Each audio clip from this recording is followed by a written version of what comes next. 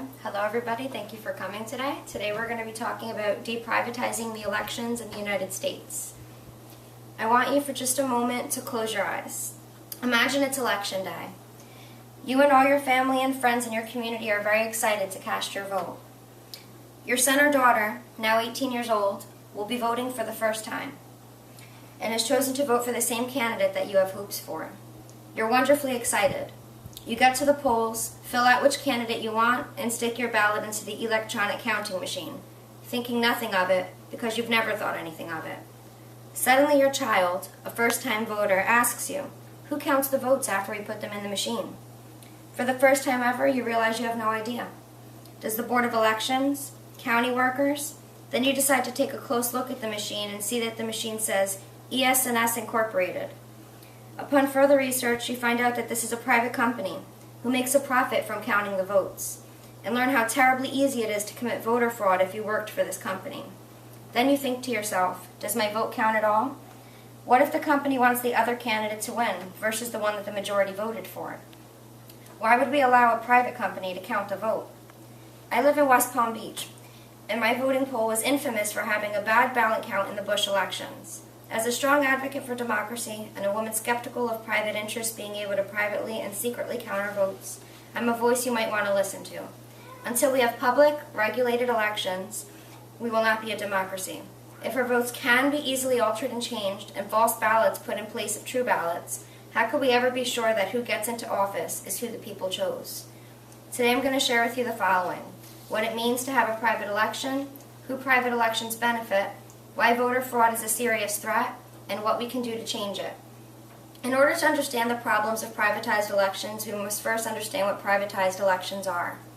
To do this, I will break down both words privatized and election. Privatized, according to dictionary.com, means to transfer from public or government control or ownership to private enterprise. Private enterprise, of course, meaning a company or corporation. Election is defined as the selection of a person or persons for office by vote. If a company has a vested interest in a particular candidate or candidates in winning, and the company is able to not only count the public votes, but to do so behind closed, locked doors, and the votes are counted on software created by the company itself, can you see what the problem may be if the majority chooses to vote for the opposite candidate? Private elections benefit corporations. Because corporations not only are responsible for counting the vote, they can also pay off the corporation responsible for counting the vote to alter the outcome.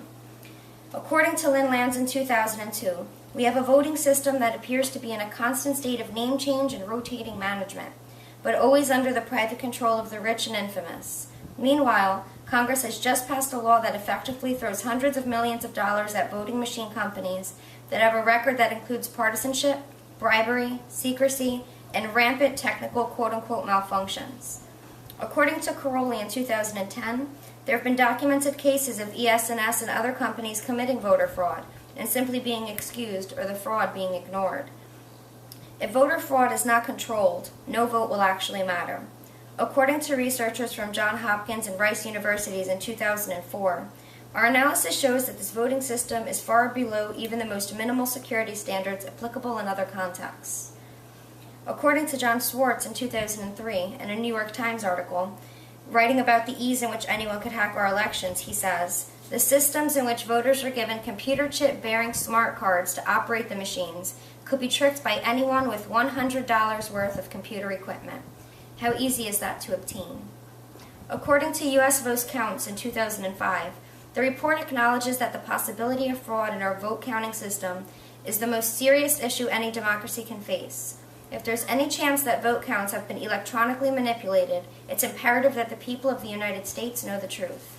According to the admin on Iowa Public Record Search in 2011, what is at stake here is our entire election system. The system we have is based on the consent of the governed.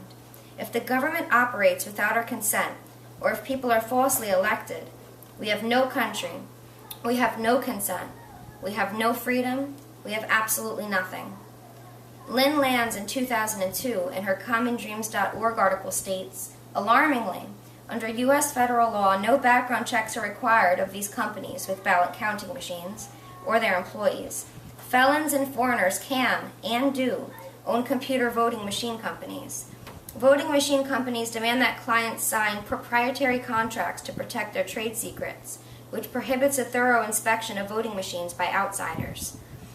And unbelievably, it appears that most election officials don't require paper ballots to back up or audit electronic election results. So what can we do to change it? We live in a day and age of the internet, cell phones, and mass media communications. As a citizen of the United States, you can sign a petition, perhaps even start one, call your representative, write to your representative, you can even email your representatives. Let them all know that electoral reform is essential and a priority. Educate the people. It's imperative that you share this information with every registered and potential registered voter. Knowledge is power. The more people who know about voter fraud in the United States and the privatization of elections, the more of a chance that we have at ending the corruption in our voting system. You can write an op-ed for your local newspaper, discussing the various problems with the privatization of elections. Keep in mind, the accurate counting of the votes is essential to our democracy.